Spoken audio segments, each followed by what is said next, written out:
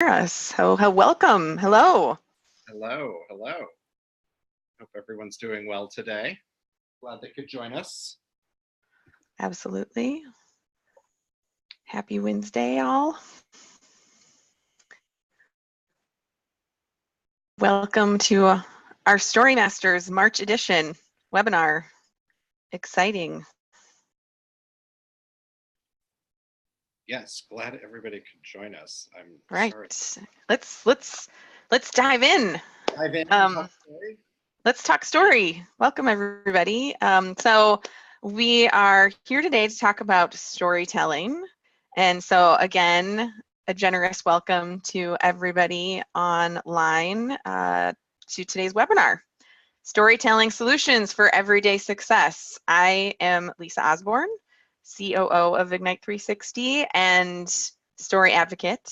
And here with me from Switzerland, we have Rob Volpe.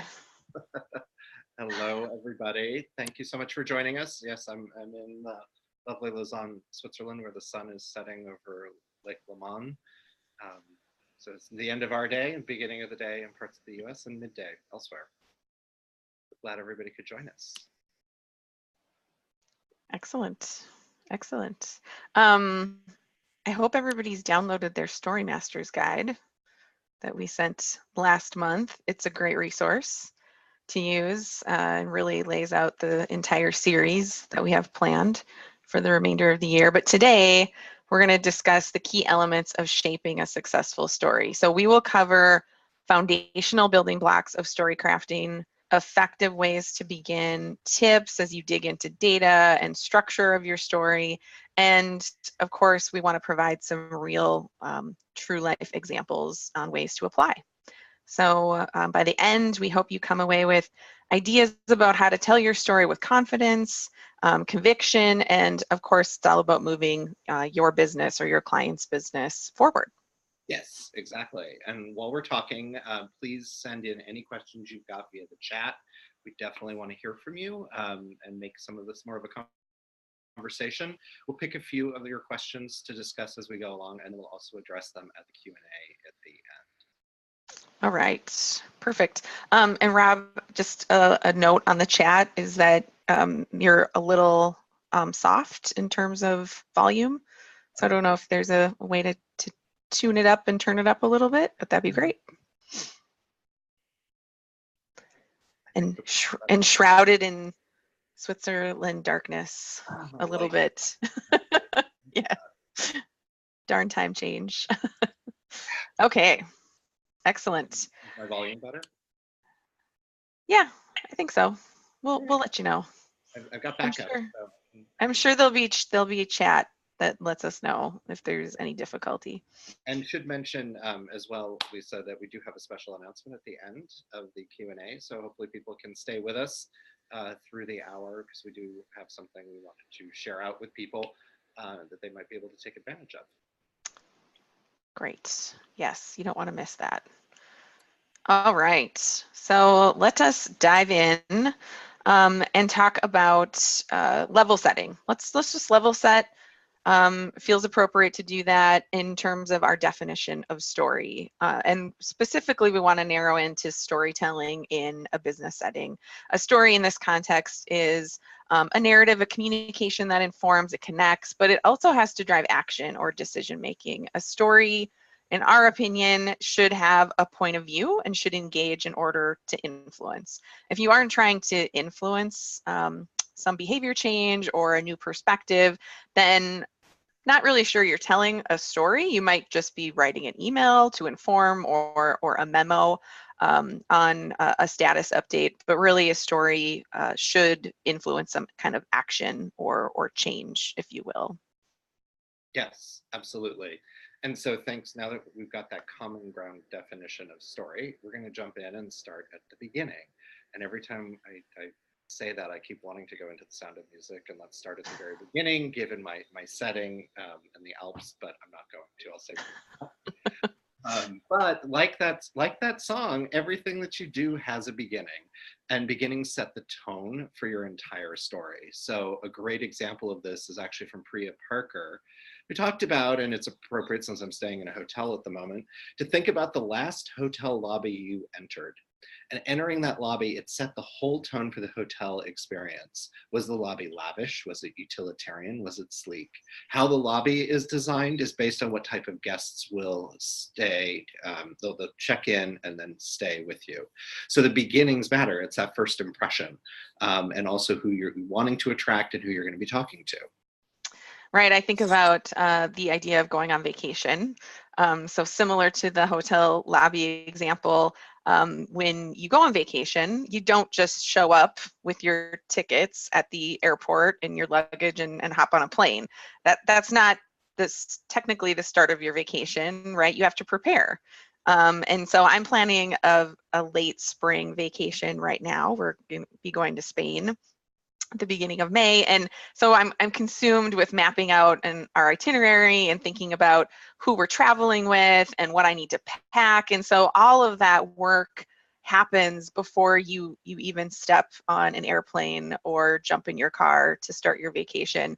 A lot happens in that preparation period. And we think about that for stories as well. There's that preparation that you need to do before you jump into creating your story.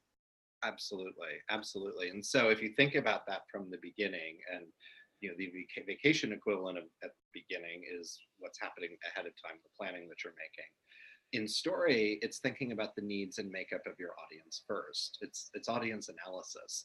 So you don't want to start crafting your story until you've really put thought into who you're trying to reach and who you're trying to speak to, as well, and most importantly, or as important, is what action you're hoping to drive with the group. Because depending on the action you're trying to get and who the audience is, there's different approaches to doing this.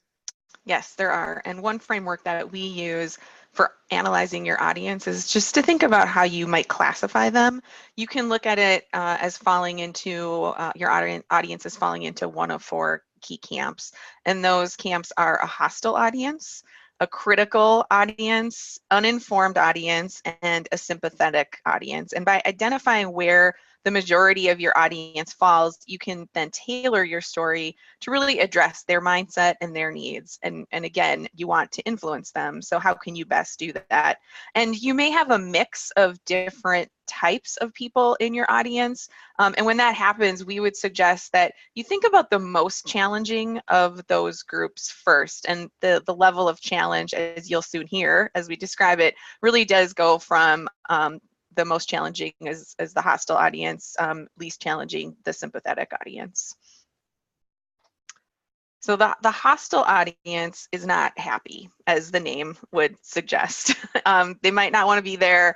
They might be resistant to what you have to say, the topic itself, or the points that they anticipate you're going to be making.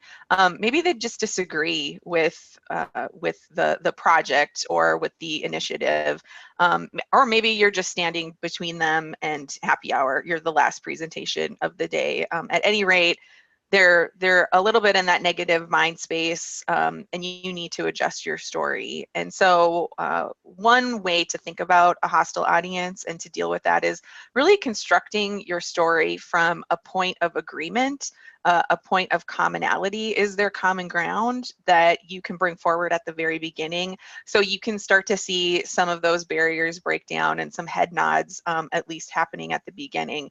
One example for us today is, I will say, a point of agreement is likely that we all believe stories matter. We would not be here and participating, observing today, if we did not believe that stories were important. So it may seem very simple and basic, but having that point of commonality at the beginning is helpful with a hostile audience. Another key point to make with this audience is really thinking about the data that you have to back up your key points. So if you have some unequivocal data that says, this is a fact, this is true, you can't necessarily question that. That also helps really seed that not only common ground, but you have your data in order and you have your backup to present. A perfect opportunity here with this audience is to employ that age-old storytelling technique of tell them what you're going to tell them, and then tell them and then remind them what you told them. So this may not be the audience for that slow buildup of your big takeaways. You may not want to save the big bang recommendations for the end. Consider bringing that up front, again, with that clear link made back to the data that drive your insights and your recommendations. So bolster that executive summary for the hostile audience. Yeah, it's such a great framework, even of just tell them what you're going to tell them, and then tell them again what you just told them. The second audience area is the critical audience. And I think what's also important to point out is usually, at least my experience, your audience in one presentation is going to be a makeup of all of these people. And so you need to think about what that mix is and how you're going to talk to and address each one of them and each of those constituents, and also then where the kind of power center might be and who needs to actually make a decision or who you have to have on board. And so with that second audience, we've got the hostile audience, and then we've got the critical audience. The critical audience could be those technical experts that you've got who feel like they already know the topic inside and out, and they might be looking to prove you wrong. How do you craft your story then with that audience in mind? This is also where you need your story to be evidence-rich with strong references to back up. So what we've come across, we've had critical audiences. It'll be a room full of experts. It might be the R&D team when we're doing a project for the marketing group, or vice versa. And what has ended up happening is we need to spend some time acknowledging the work that's already been done, maybe a quick summary of what's previously been shared around a key learning, and then possibly offering up a new aha that's born out of what we did, but grounded in the work that's already been done. So that can help to dismantle the critical audience so that they're not quite as critical. You're acknowledging what's already come before, you're bringing them along, you're enrolling them. A lot of this is all about enrolling folks. And then you're able to say, hey, and now we've got these new ahas born out of what the work that we just did. Not only did you know this, but did you know this other point? We've discovered the strongest driver behind the data was this particular point or situation. Right. Great for a critical audience. The uninformed audience, which is our third type of audience, is really the most, as we found, the most common type of audience. They may not know as much about the topic. They're there to learn. They're there to build their own understanding. So with this audience, it's important to use simple language. Don't get overly technical. Don't get jargon heavy. Really keep it very simple and easy to understand, because they're not experts and they are there to learn. So adding in some definitions if you are using technical terms is helpful for this audience as well. And also use an analogy or a common example that feels universal, that everybody can grab onto, and it can help bring your story to life. An example of that, we've used this recently. Actually, we were working on a packaging renovation for a long-standing brand, and it's a brand that has been around for a while, but it really hasn't changed much in terms of its communication and its packaging. So it hasn't really kind of moved with the times, if you will. So what we did in that story was to use the analogy of a classic car. So it's iconic, it's loved, but it doesn't really reflect the modern consumer, all the bells and whistles that you see in vehicles today. So this example, accompanied by a really powerful visual of the beautiful tail fin or hood of this classic car, with our comparisons, and that really helped drive our key points across to a fairly uninformed audience. And you did see in the audience a lot of head nods and recognition of understanding, which is something when you're presenting your story that you're always looking for. That example resonated really effectively with that audience. Yeah, no, that was a great situation. The fourth audience group is the sympathetic audience. Your friends, your supporters, hopefully, the ones that are willing to listen and they want to be there. They might be the people that have been along on the learning journey with you, and they're already bought into the story that you're going to tell and the data.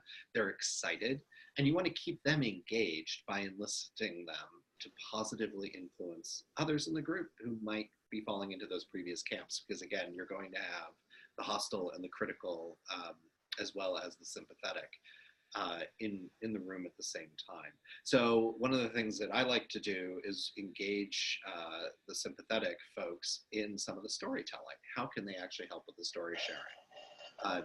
Usually what I will do is draw on their experiences that might be supporting one of the points that I'm trying to make, and have them go ahead and share out the anecdote and the story of the individual person. And the group can be further engaged by triggering emotion through a really powerful example or a real world story.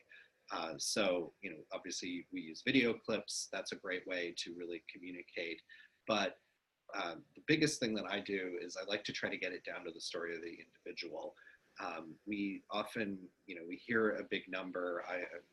Current example I'm using is the Camp Fire, which was the wildfires that we had in California back in the fall, and 85 people died. And that's a huge number, and it sits in your head and you get it, like, okay, wow, that was really bad, it's a disaster.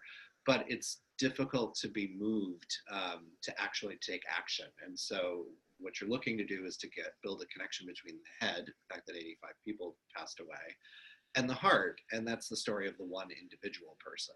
And that's the story of the person who, got the alert to get out of the house rather quickly, and suddenly jumped, put her belongings into the car, jumped onto the road.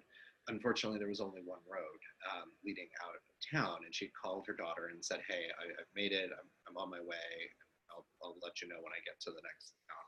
And unfortunately, after making that call, she got to a point where the fire had actually bridged the road, and she perished along with some of the other folks that are there.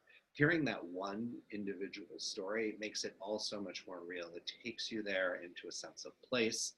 Usually, if I was telling that anecdote, I'd elaborate a little more with detail, or the story in an actual situation, from being on an in-home or a setting in a focus group, or whatever the relevant story is that you're sharing out. And so you use that, the power of the one person can really help connect people to the larger number that's going on. And your sympathetic audience, if they're there, they can actually share in that storytelling. They can actually contribute that because they're having those moments with you as well. So whether it's on a research project or something else, where if you have a sympathetic audience, be thinking about how they can help you with the story sharing and build on that. Right. Now, there's certainly other audience analysis tools and frameworks you could leverage. For those of you that are watching, please enter the chat and let us know any other audience analysis tools or approaches that you've found successful in the past. And any other questions, please send those through as well.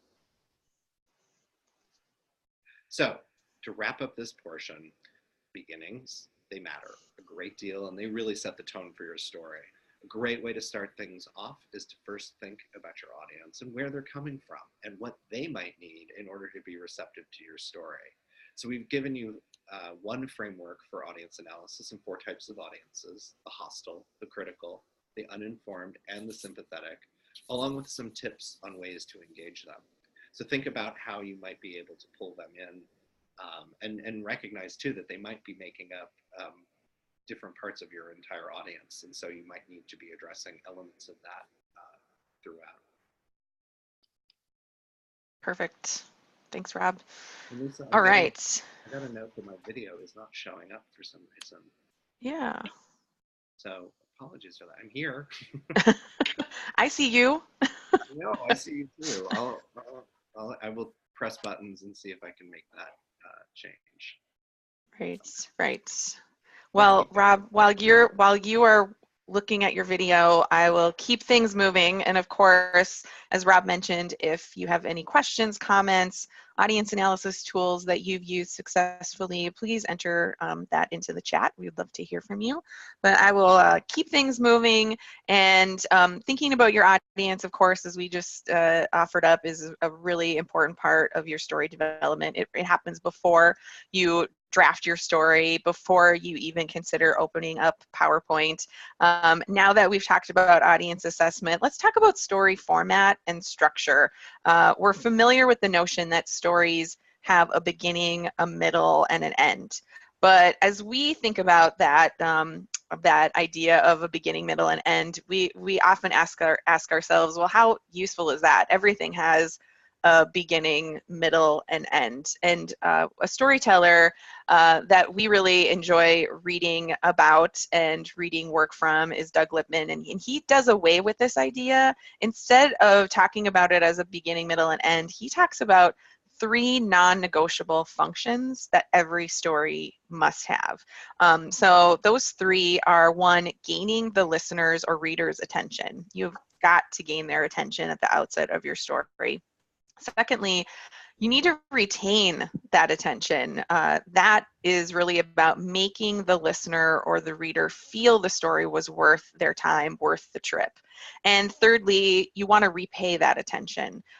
So how do you make them feel like that it was worth it again? So it's gaining at the outset, it's retaining for the whole length of the story, and then it's repaying that attention for the long haul of your story. So every story crafter needs to ask themselves those questions. How can I gain that attention? How can I retain that attention to the end? And what do I have at the end of my story that can really repay that attention? Awesome. Yes. So let's go ahead and dive into those questions and provide some examples. And I see, even though I press the buttons, it's still not shifting the focus. So sorry, but I will talk. So how's this story going to gain attention from the outset? We've successfully done this on our own using a provocative fact or even a question for the audience. So it's doing something that's going to get their notice, draw them in, and hold them. It can bring to life a situation or a problem, such as a trend line showing up over time decline in a category, or how the fact that by 2020, the new majority in the US will be multicultural households. It's things that can be a bit provocative and gain their attention, so it's got some stopping power. Mm-hmm. Those are effective tools, that sort of startling fact. Another tool that we use to great success is opening up on a single consumer or stakeholder story. Rob earlier talked about the power of the story of the individual. So that's a great technique to start off your story. Maybe it's a short video clip, maybe it's an audio clip, something that highlights in their own voice with their own image, a salient challenge or a really specific pain point. It could be a single striking image, large on the screen, something that you don't want to clutter up your opening with a lot of text or a lot of data points. How can you help focus the readers or the audience members' attention to really set the tone for the rest of your story? And you want them to sit up in their seat and kind of get their immediate attention. So those tools often work to do that. Yeah. And then you get into actually retaining attention. And that's probably the most challenging task. And we've had presentations at that dreaded 2 or 3 p.m. hour, and everybody is just falling asleep. And that's when you bring out the candy or the fruit or something to engage them, but also think about ways to engage by creating a more logical or synchronous flow to your story. So you can bribe them with candy, or you can actually structure the story in a way that's going to get people engaged and follow a beginning, middle, and an end. So how do you actually do that? You sketch out an outline, start with your key points. What do you need to say and what do you need to show in order to convince your audience? And for each of those points, think about how to bring that forward, both the rational, the logical, as well as that emotional touch point. So remember, I was talking earlier about the head and the heart. You're always thinking about doing that. You want to try to pair those up so that they become an almost call and response in your story. So the data of what's happening speaks to the rational mind, and then you immediately bolster that by the impact or the feeling. Right. Nancy Duarte, another one of our favorite storytellers, talks about that very thing, and she calls it the spark line in a story. She has this great example where she takes Martin Luther King's famous "I Have a Dream" speech and she illustrates that visually and maps out the whole speech and shows where King toggles back and forth, that sort of call and response idea.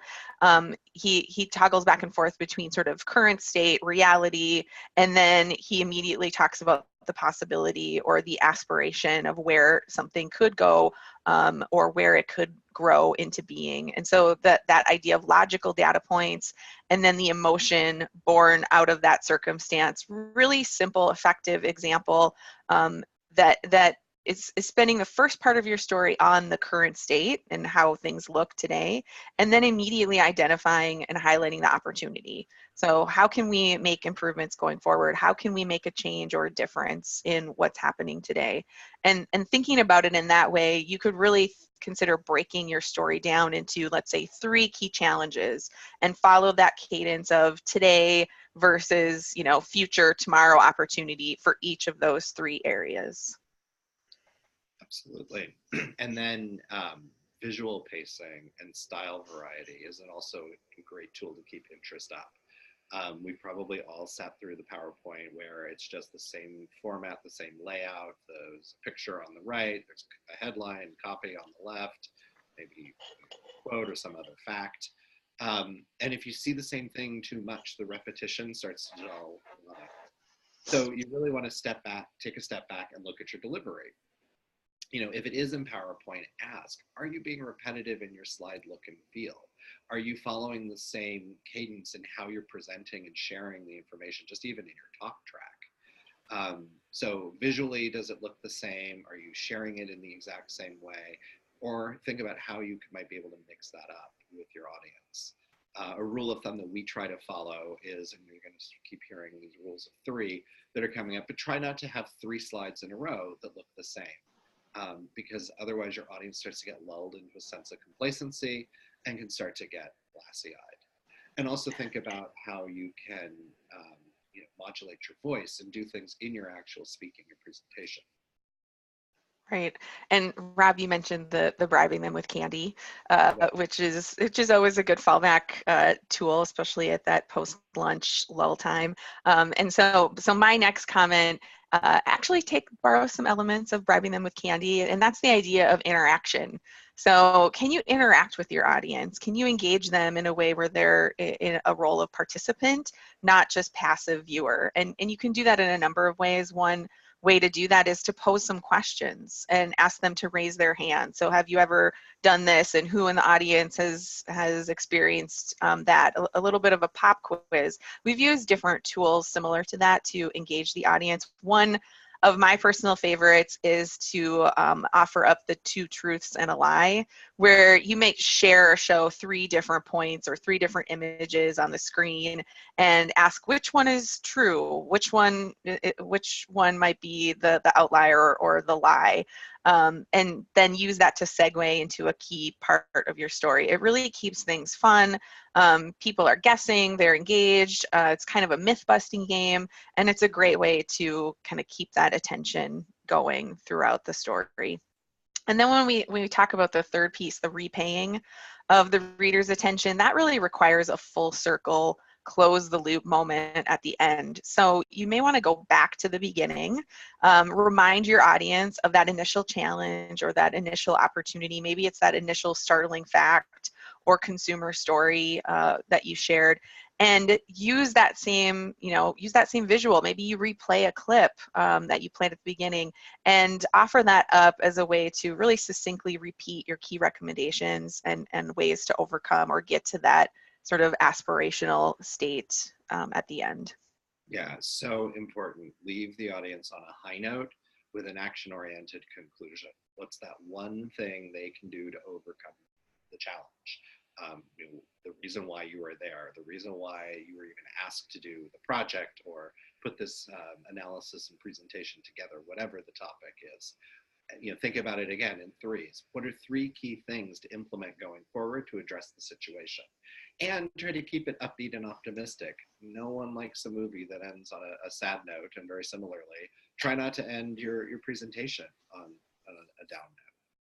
So curious to hear from anybody in the audience, any techniques you've used to retain your audience's attention, any cool activities you've seen, games like 2 truths and a lie that maybe you've used to keep your audience at the edge of their seats. And please go ahead and share that with us in the chat, and we're going to keep on going. Right. So to sum up this section of story structure, as you dive in and start to create your own story, ask yourselves those three key questions. How am I grabbing the attention? How will I retain that attention? And how do I repay the audience or the reader? And then try to employ some of the techniques and examples we shared here today. So in our remaining talk time, and I'm checking the chat to see if there's anything coming in. I don't see anything yet, but please do share or ask a question. But in our remaining time, we do want to talk about story formats.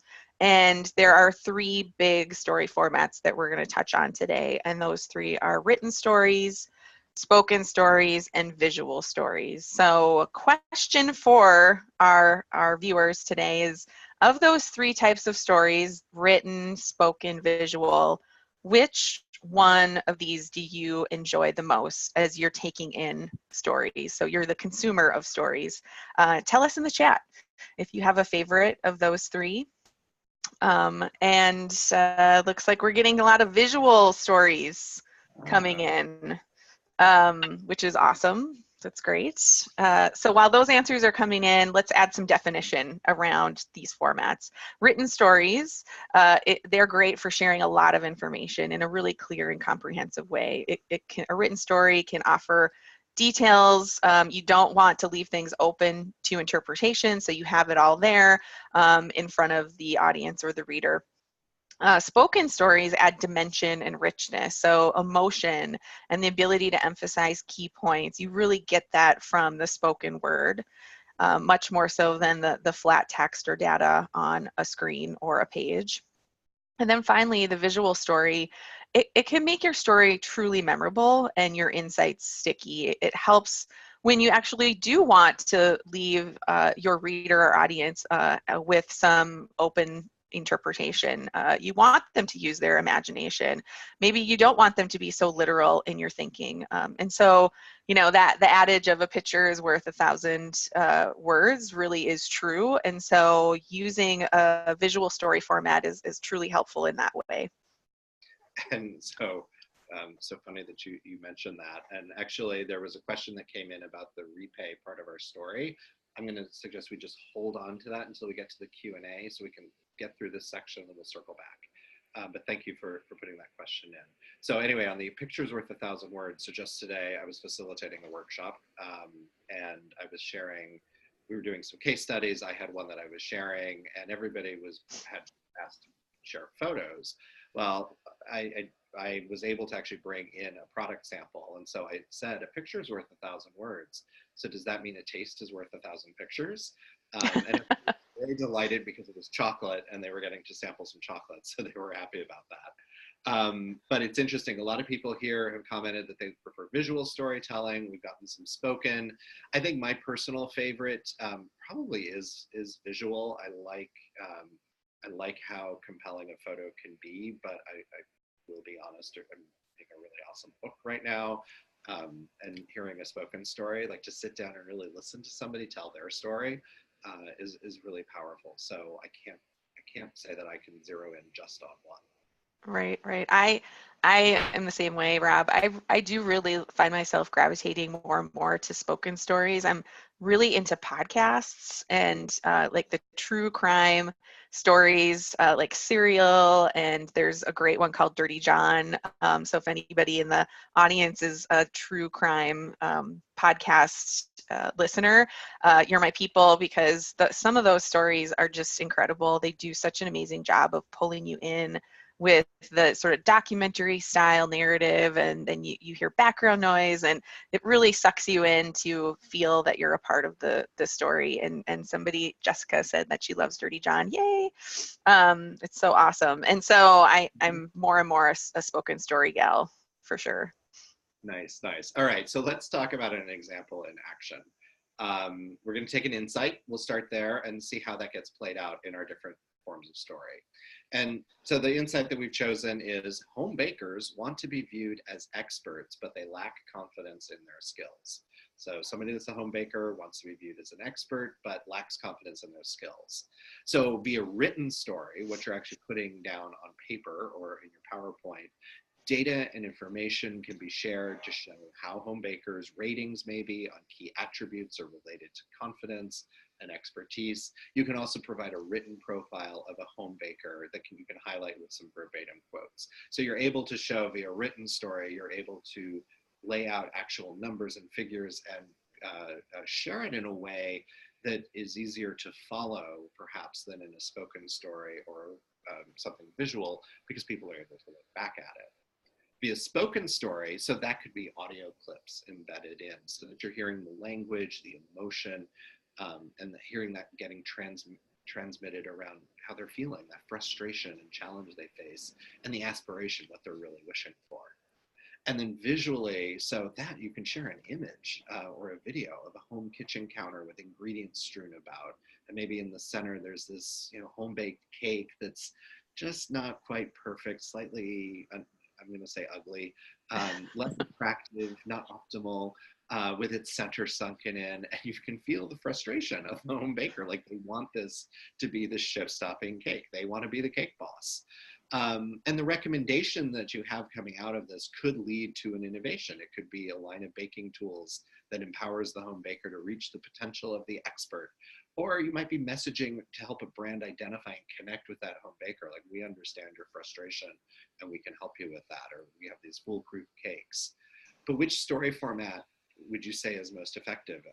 If anyone's got a guess, let me know. What do you think? And please let us know. Yes, and Cheryl, hi Cheryl.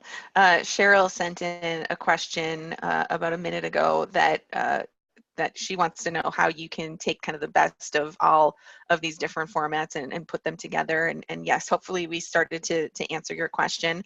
And then Bliss has commented that her answer is all of them combined in terms of which story format is the most effective. And yes, I think let's just give that answer away right now. You don't have to just pick one.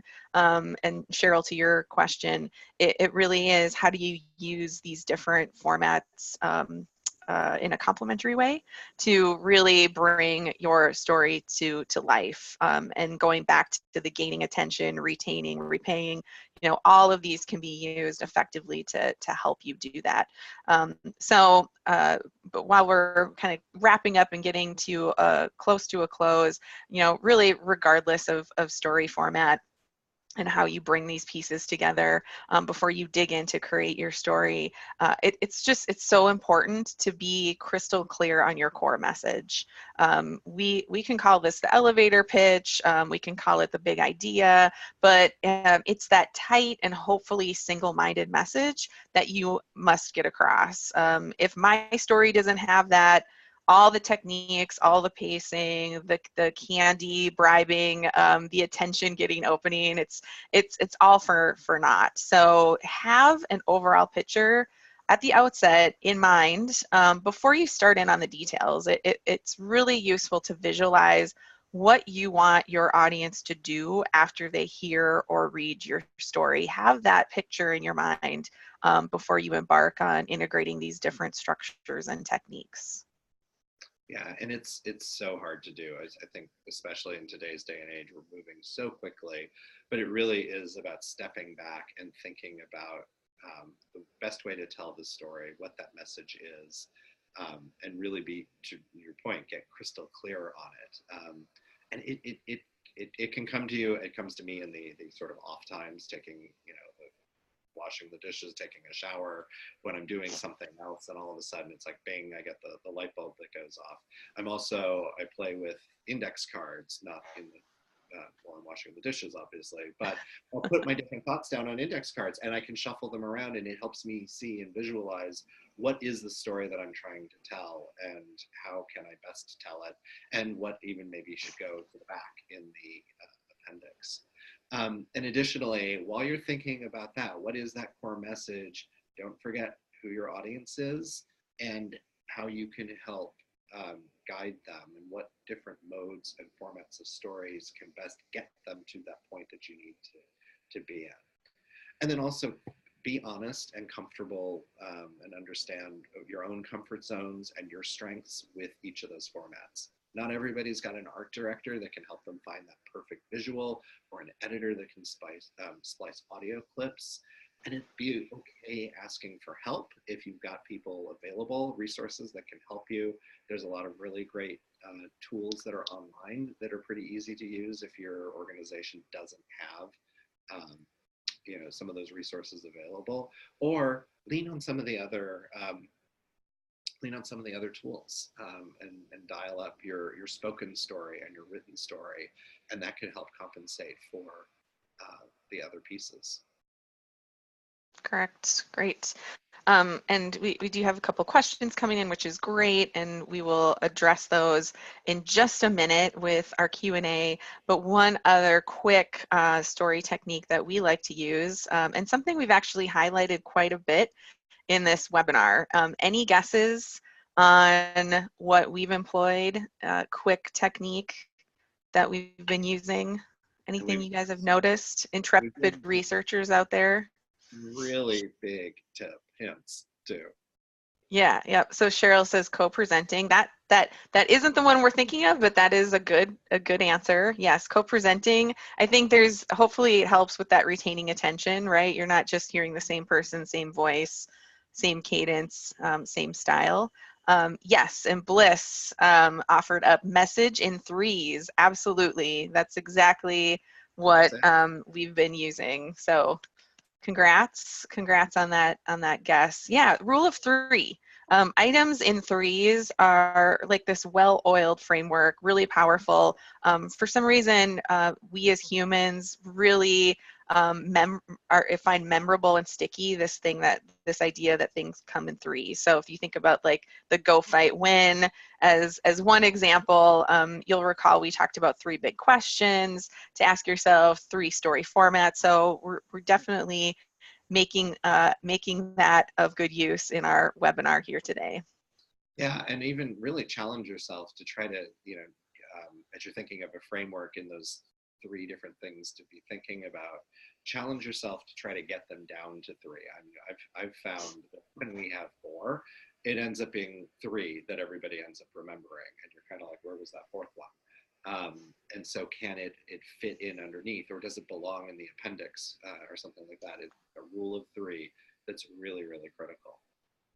So we're ready to move into our Q&A. And as we go into that, we just want to wrap up that there's 3 primary types of storytelling. There's 3 again: written, spoken, and visual. And while each one of them has their strengths and best uses, the effectiveness really amps up when you start to combine those modes together. So you're thinking about the words that you're saying, the information that you're presenting on the screen or written, and the visuals that go along with it. And again, each one has its strengths, weaknesses, but their effectiveness really dials up when you're using them. Right, and regardless of the storytelling mode or format that you choose to work in, consider and continue to really tighten your core message. Do that visualization of where you want your audience to go in terms of their next steps and their action.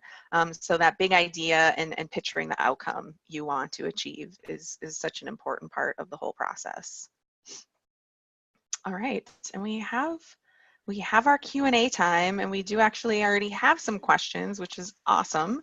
And so please, for those of you who have been hanging on to any questions up until this point, just enter into the chat. And one question that we can get started with, is there a good way to preview the audience in some kind of intro or opener prior to embarking on your main story? And really the premise here, the idea here is how can you identify which audience types are prominent in the room? So that's a great question. Thank you, Irene, for sending that in. I'll just offer up one thought around that question. And we talk about this a lot in the work that we do. It's how can you engage with that broader audience even before you proverbially hit the stage with your final presentation or story.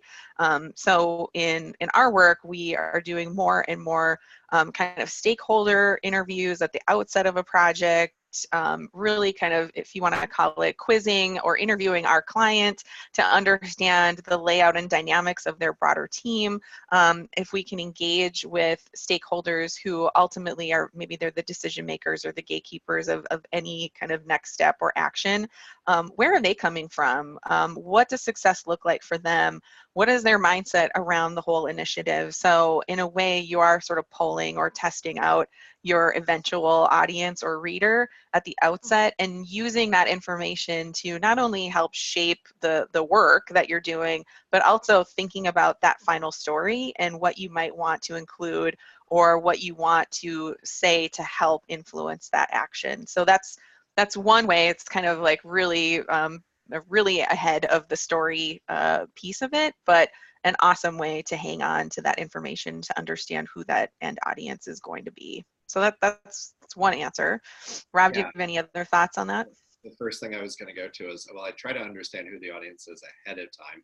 That doesn't always work, but it is ideal to understand where they are. But then in the room itself, as the room's starting, I check in with people and just like, hey, how's your day been? What's going on?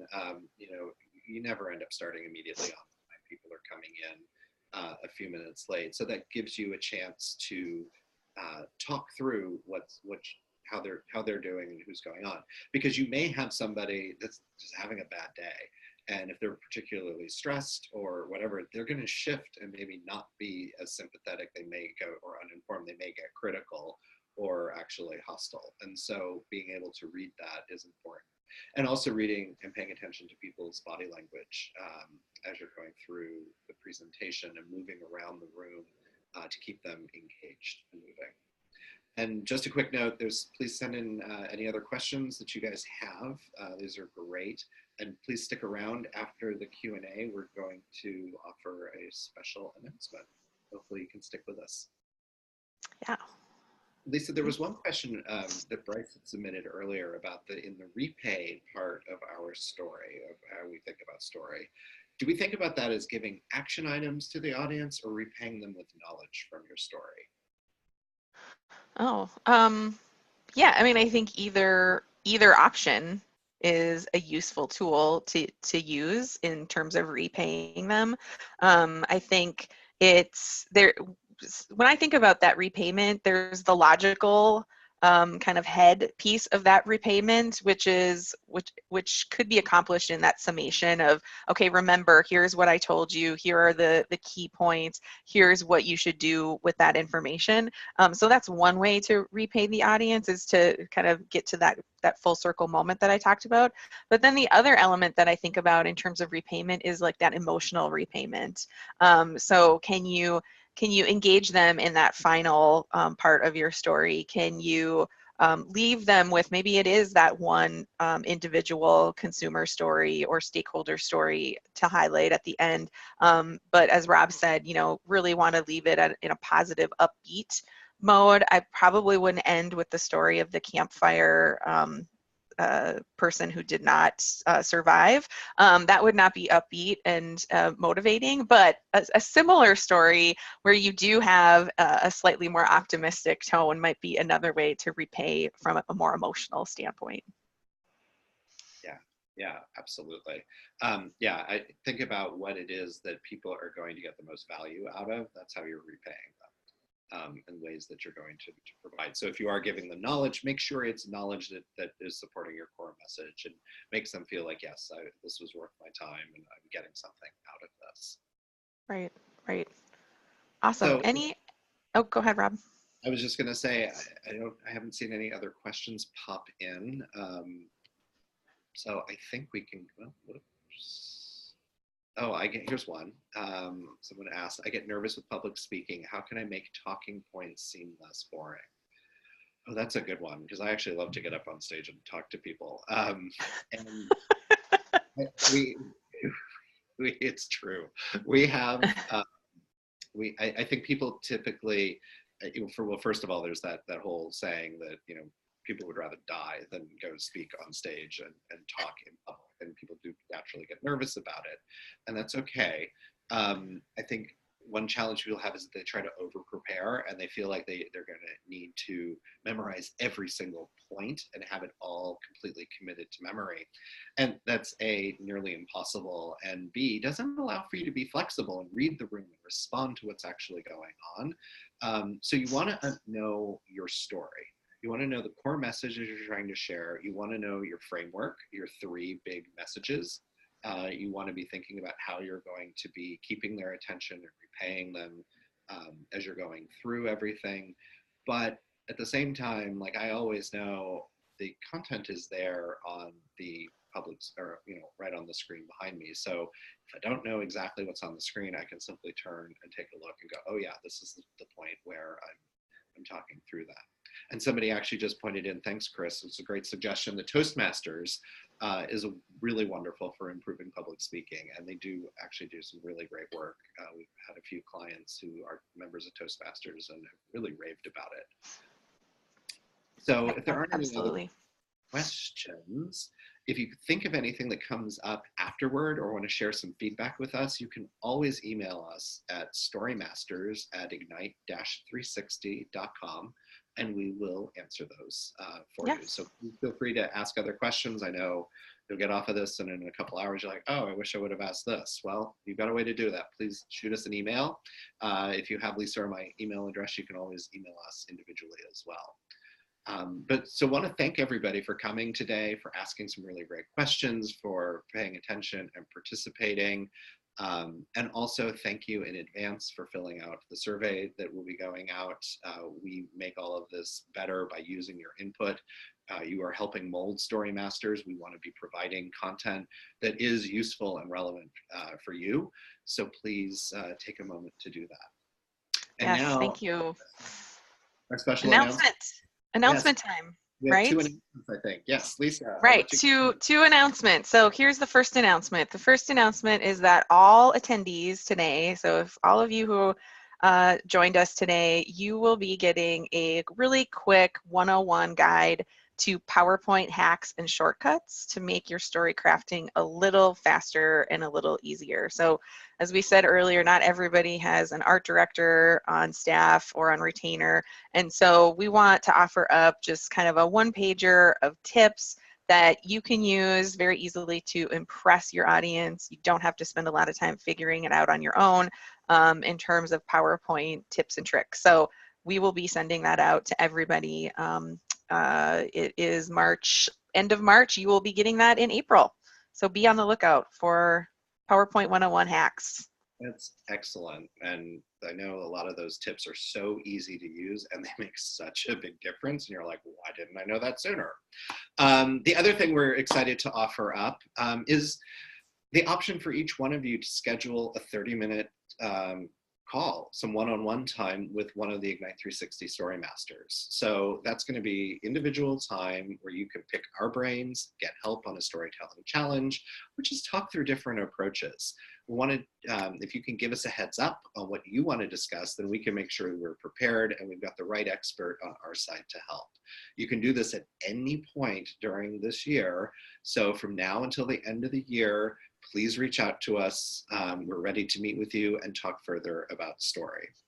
And if you happen to miss any part of the webinar or want to revisit anything you learned, we will be emailing a link to the recording to all attendees and then also to everybody in Storymasters.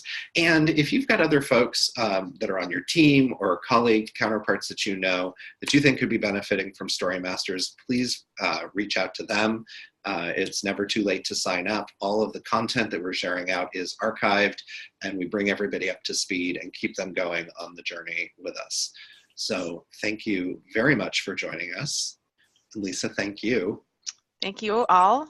Very fun to engage, and thank you for your chats and your questions. It was awesome. Awesome. Thank you guys. Have a great day and happy storytelling. Thanks, everybody.